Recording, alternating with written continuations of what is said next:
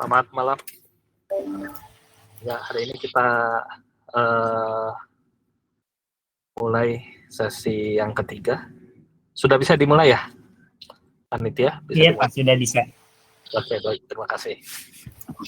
Ya, sesi yang ketiga ini kita akan membahas mengenai React ya. Jadi setelah tadi siang belajar mengenai back-end, mengenai cloud, hari ini kita akan fokus pada front-end, yang mana nanti front-end-nya akan terhubung ke back-end, ya seperti itu. Nah, untuk sesi yang ketiga ini, kemungkinan akan ada 2 sesi ya. Jadi hari ini pengenalan tools-nya dulu. Untuk di besok hari nanti juga kemungkinan akan dilanjutkan, akan diinfokan oleh panitia.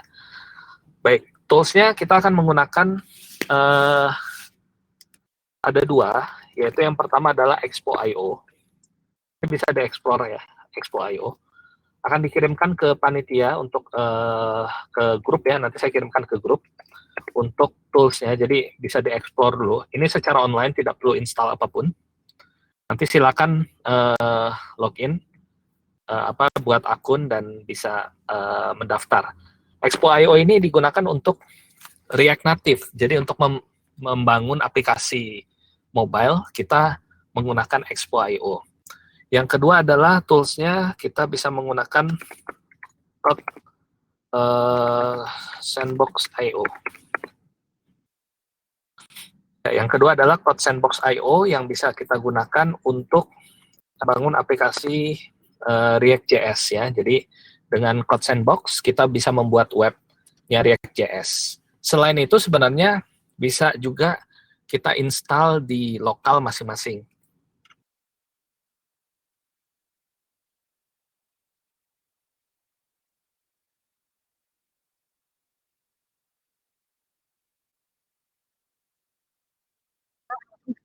Ya, jadi 2 tools ini bisa kita gunakan. Nah, untuk jadi nanti saya akan bagikan materi, bisa dicoba-coba dulu ya. Dan juga bahannya lagi adalah tutorial point React ya. Nanti silakan bisa dibaca-baca dulu di sini. Intensifnya mungkin akan lebih banyaknya di besok hari ya, karena hari ini juga sudah padat ya jadwalnya. Jadi kita bisa explore terlebih dahulu mengenai Expo.io ini untuk pengembangan aplikasi React Native, dan juga yang kedua adalah Code Sandbox.io ini untuk pengembangan React.js ya, seperti itu. Nanti materinya ini bisa dilihat dari tutorial point. Baik, sekarang kita coba mulai dulu. Yang pertama terkait konsep atau dasar dari React ya. Sebentar saya lihat dulu dokumennya sebentar. Kalau ada yang mau ditanyakan boleh ditanyakan. Nah, dengan React ini kita bisa membangun aplikasi hybrid ya. Jadi hybrid itu artinya hanya satu source code kita bisa untuk beberapa platform ya. Sebagai contoh misalkan nanti bisa jalan di Android dan juga di iOS ya kalau dengan React. Perbedaannya apa dengan Flutter ya? Kalau sebenarnya sama, dua-duanya adalah berbasis hybrid ya, tapi beda platform saja, provider saja. Kalau React yang mengembangkannya Facebook, kalau Flutter itu Google. Konsepnya bagaimana? Secara konsep juga berbeda. Kalau React itu biasanya berbasis komponen, sementara kalau Flutter itu basisnya adalah widget ya. Jadi cara mengembangkan aplikasinya beda, tapi hasilnya akan sama ya, seperti itu. Lebih bagus mana tergantung style masing-masing dalam pengembangan aplikasi front end ya, seperti itu. Silakan kalau ada yang mau didiskusikan sambil saya coba bagikan materinya pada hari ini. Ada yang mau disampaikan mungkin?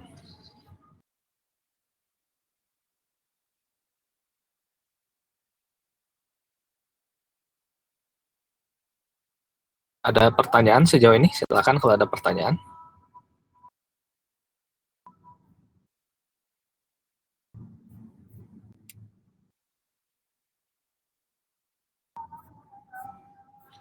Baik, kalau tidak ada kita coba mulai untuk konsep yang pertama ya.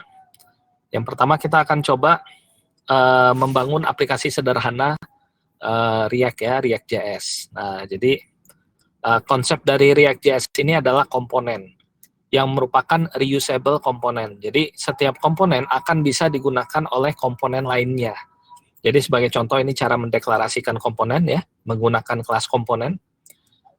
Sebagai contoh misalnya kelas app extends React komponen. Kita akan membangun komponen namanya app, yang mana komponen ini akan menjalankan React UI di dalam render ini, yaitu tag HTML.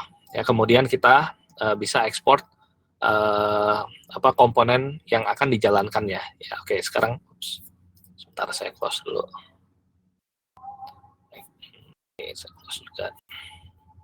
Ya, kita lanjut lagi. Nah, sebagai contoh misalkan untuk memulainya silakan buka codesandbox.io, pilih yang sebelah kiri ya, ini React.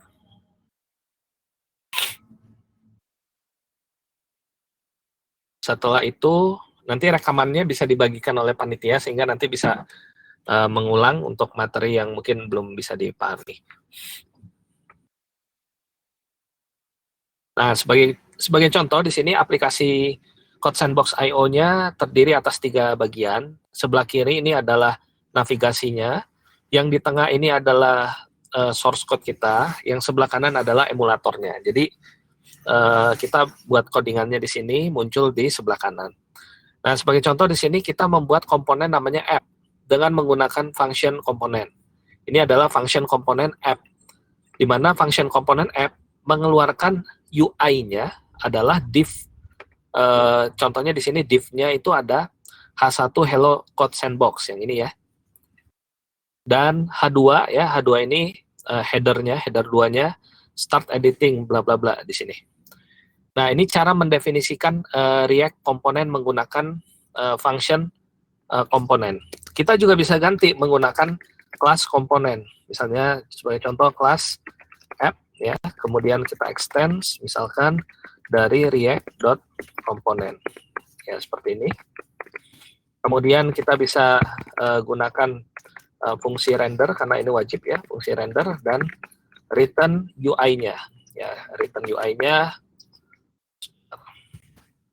seperti ini.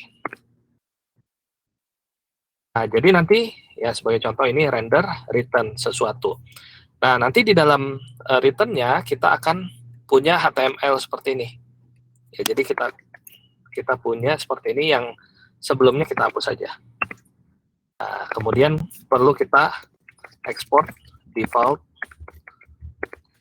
komponennya yaitu app. Sehingga nanti jalannya akan sama seperti default yang tadi function komponen ini dalam bentuk kelas komponen ya. Cara membacanya saya punya komponen app yang mana ini merupakan React komponen ya, app ini. Karena dia merupakan extend atau pewarisan dari React komponen, maka metode render harus dijalankan. Ini metode render di mana ketika menjalankan render maka yang dikembalikan adalah UI React-nya. Ini HTML-nya. Ada header 1, header 2, dan seterusnya. Nah, karena di React ini konsepnya adalah reusable komponen, maka kita bisa memanggil komponen lainnya. Sebagai contoh, saya akan buat lagi komponen lainnya. Kelas misalkan header, ya, sama ya, extends react.component. Seperti ini. Kemudian kita render, kemudian kita return sesuatu. Nah, nanti di sini, ini mungkin kita hapus ya, div-nya kita hapus. Sorry, yang H1, H2-nya kita hapus, jadi hanya tersisa div saja. Kemudian di dalamnya ini ada header ya, misalkan. Ada header-nya saja. Saya hapus. Oke, nah sekarang kosong, karena di dalam komponen app tidak ada apapun isinya. Kita bisa memanggil komponen header, caranya seperti ini, header slash. Sehingga nanti akan muncul hello code sandbox ya, ini. Di mana kita bisa memanggil berapapun jumlah headernya, karena di sini konsepnya adalah reusable UI komponen. kita bisa panggil header beberapa kali. Bahkan kita bisa mengirimkan parameter ke dalam header. Sebagai contoh misalkan, saya akan punya satu lagi namanya konstruktor ya. Konstruktor ini adalah metode yang pertama kali dijalankan ketika suatu komponen ini diciptakan ya. Jadi kita akan menggunakan konstruktor di mana nanti kita akan memanggil kelas supernya seperti ini ya. Nanti kita akan punya state. Nah, nanti akan saya jelaskan apa itu state ya. Misalnya state-nya adalah judul ya, judulnya adalah this.props. Oke, sebagai contoh seperti ini. Maka di sini akan saya ganti, tidak hello code sandbox, tapi saya akan memanggil state yang judul ya, seperti ini. Dan akan saya kirimkan judulnya adalah misalnya halo, dan di bawahnya ini adalah judulnya hey. Ya, ini contoh. Nah, ini ya, jadi intinya kita bisa mengirimkan suatu parameter. Oh, sebentar, kita cek lagi super props. Oke. Props.judul. Ya. Nah, artinya kan di sini saya memanggil dua komponen namanya header, keduanya namanya header, tapi parameternya berbeda. Yang satu halo, saya kirim, akan diterima oleh props. Ya, props ini adalah suatu parameter yang tidak bisa diubah nilainya. Sementara ada lagi namanya state. Ya, state ini adalah parameter yang nilainya bisa diubah. Jadi perbedaannya itu antara props dengan state. Nah, ini konsep di React juga, di mana di Flutter ini tidak ada state dan juga props. Ya. Jadi di sini kirim halo diterima oleh props dan akan disimpan di dalam state. Ya, state ini variabel yang bisa kita ubah ke depannya nilainya seperti itu. Dan hey juga sama, hey akan dikirimkan ke props dan nanti akan dikirimkan ke state judul, sehingga nanti ada dua komponen yang berbeda parameternya seperti ini. Selain itu kita juga bisa memberikan misalkan parameter lainnya ya, ini sebagai contoh. Misalnya Octaviano, yang ini Pratama. Oke. Nah, nanti kita akan simpan juga di dalam state-nya nama, misalkan props.nama ya, sebagai contoh seperti ini. Dan nanti kita akan tampilkan di dalam H2 ya, nama, sehingga nanti muncul. Sebentar, ini div-nya belum ada. Oke, saya kasih div dulu. Div buka, di sini div tutup. Oke. Nah, seperti ini ya. Jadi dia ada dua komponen. Ini komponen yang pertama. Parameter yang dikirimnya ada dua, halo dan namanya Octaviano. Kemudian komponen yang kedua, hey, dan namanya adalah Pratama. Ya, jadi contohnya seperti itu. Ini cara penggunaan React. Silakan kalau ada yang mau ditanyakan, boleh ditanyakan ya. Nanti yang ketinggalan boleh diulang kembali. Jadi sebenarnya hari ini hanya preparation dulu. Saya kasih tahu dulu beberapa, karena nggak bisa langsung instan ya kalau belajar React. Agak sulit juga konsepnya. Tapi kalau sudah terbiasa nanti mudah dalam pengembangan aplikasinya. Jadi hari ini kita pengenalan dulu tools-nya. Silakan nanti bisa dicoba, namanya expo.dev ya. Dan juga satu lagi adalah codesandbox.io, serta baca-baca dulu di tutorialspoint.com/react. Nanti kita akan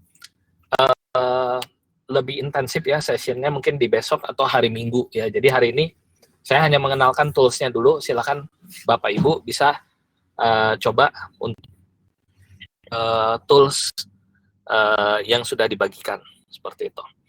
Nah, kemudian konsep dari React lainnya ya, yang sudah mengenal tadi ada state, ada props. Karena di sini React itu kalau kita lihat tidak ada seperti apa reload-nya. Nah, ini kita mainkan di state-nya dan juga di komponen. Nanti kita akan lihat ya di pertemuan berikutnya. Kemudian React juga bisa digabungkan dengan Bootstrap ya. Jadi ada namanya framework Bootstrap. Ini framework desain CSS. Kita bisa membuat tampilan yang menarik ya, misalnya Saya ingin membuat Jumbotron ya untuk Jumbotron. Nah, ini sebagai contoh. Saya ingin membuat halaman seperti ini. Gimana caranya? Kita tinggal browsing. Namanya React Bootstrap. Bootstrap ya. Nah, nanti React Bootstrap ini ada banyak komponen yang bisa kita gunakan. Ini saya demokan dulu cara pakainya. Nah, ini kita bisa masukkan ke dalam project kita ya, library-nya di dalam import sebagai contoh seperti berikut. Kemudian jangan lupa CSS-nya juga kita import. Masukkan. Nah, jangan lupa di sini kita add React Bootstrap sebagai dependensi. Ya, diklik. Nanti diinstal. Setelah itu,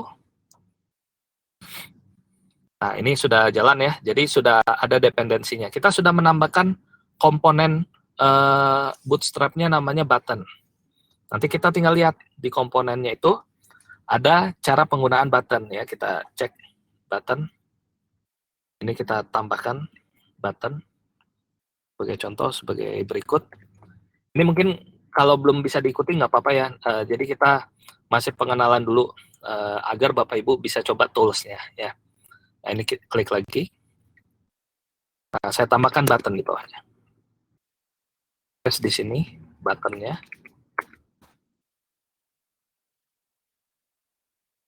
Kemudian button-nya akan muncul. Nah, ini sudah CSS yang masuk ke dalam React-nya. Saya mau membuat navigasi, boleh? Silakan nanti dilihat menu nav ya di sini. Menu nav-nya misalnya saya mau yang menarik nih navigasinya. Cari aja kalau nggak navbar ya. Kita cari navbar. Ya, ini misalkan saya mau navigasinya itu misalnya yang mana ya? Kita coba cek lagi. Nah, yang ini aja nih. Oh, jangan. Sebentar. Navbar. Nah, ini aja. Oke, saya kopikan semuanya. Oke, saya kopikan, saya masukkan ke dalam di atas header ya. Saya paste di sini. Pastinya di sini akan banyak error karena kita belum import. Nah, yang harus diimport seperti navbar, nav dropdown dan lain sebagainya. Di sini kita ganti ya. Import ya di sini nav. Kemudian nav dropdown tadi. Kemudian nav apa lagi?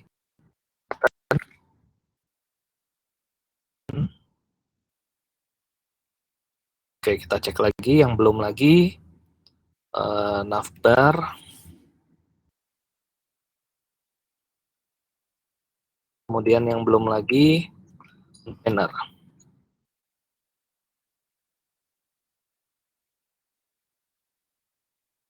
Oke, nah setelah semua diimport, kemudian source code-nya sudah benar, ya kita rasa benar.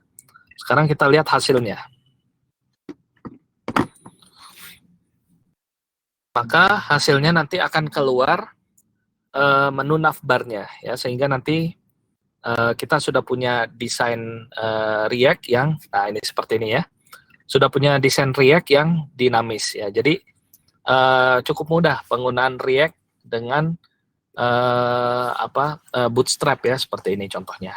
Nah, nanti ini tutorial lengkapnya, ada tutorial point, silahkan bisa dipelajari di tutorial point ya, dibaca-baca dulu perbedaan state dan props apa, kemudian komponen API ya, bagaimana cara connect ke API itu akan dipelajari semua di pertemuan berikutnya. Jadi hari ini hanya pengenalan toolsnya. Kemudian melalui React Native ya, ini juga salah satu toolsnya yaitu Expo.io. Nanti Bapak Ibu bisa membuat beberapa, ya ini contohnya misalkan, ini kan di Android ya, kalau React Native atau di iOS. Desainnya dibuat, kemudian kita bisa membuat aplikasi contoh sebagai berikut. Jadi ada desainnya ya, desainnya ini ya seperti ini contoh. Ini datanya ngambil dari backend, ya ini dari backend. 5 data ini dari backend. Kita nggak ada datanya di backend. Kemudian saya klik load more, maka datanya akan nambah lagi, ngambil lagi dari backend. Load more lagi, akan ngambil lagi dari back end dan seterusnya. Nah, ini artinya kan sudah integrasi antara front end dengan back end-nya gitu. Front end-nya tampilannya, back end-nya API-nya. Sebagai contoh, kalau mau detail ya, ada namanya JSON placeholder seperti ini. Datanya itu dapatnya dari JSON placeholder ini. Datanya kan nggak mungkin menampilkan ke user tampilannya seperti ini. Artinya kita harus membuat tampilan yang menarik. Di mana? Di React-nya. Jadi React-nya mengambil data API-nya seperti ini, diambil, kemudian ditampilkan dalam bentuk menarik seperti ini. Kemudian kalau ada reload data, klik load more, halamannya bertambah, maka dia akan mengambil halaman berikutnya. Misalnya di sini halaman 7 yang diambil. Ya, dan seterusnya. Nah, nanti di pertemuan berikutnya kita akan belajar bagaimana cara membuat aplikasi React.js dan React Native yang dinamis. Ya, sampai sini silakan kalau ada pertanyaan. Jadi sebelum kita banyak coba-coba ya, silakan Bapak Ibu bisa coba dulu sendiri ya, agar ya nanti ketika workshopnya sudah intensif, sudah bisa langsung mengoperasionalkan React ini gitu, dan bisa connect ke backend. Silakan kalau ada pertanyaan. Jadi toolsnya sudah jelas ya. Kemudian tadi saya kopikan contoh React Bootstrap-nya, bisa dilihat di sini. Ya, saya kirimkan. Kemudian API-nya tadi ya, juga bisa ambil nanti kita ini API-nya.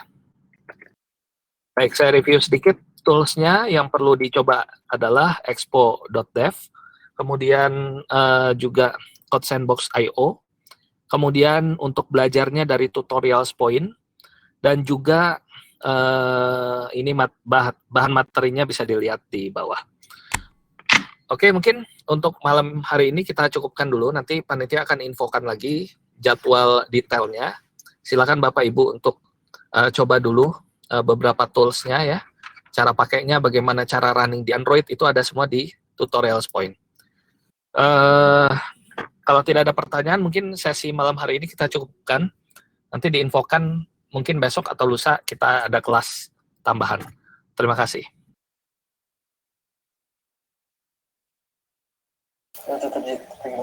Nah, baik, terima kasih kepada Pak Oktav yang telah menyampaikan materinya hari ini. Tentunya materi yang disampaikan sangat bermanfaat bagi kita semua dan menambah wawasan.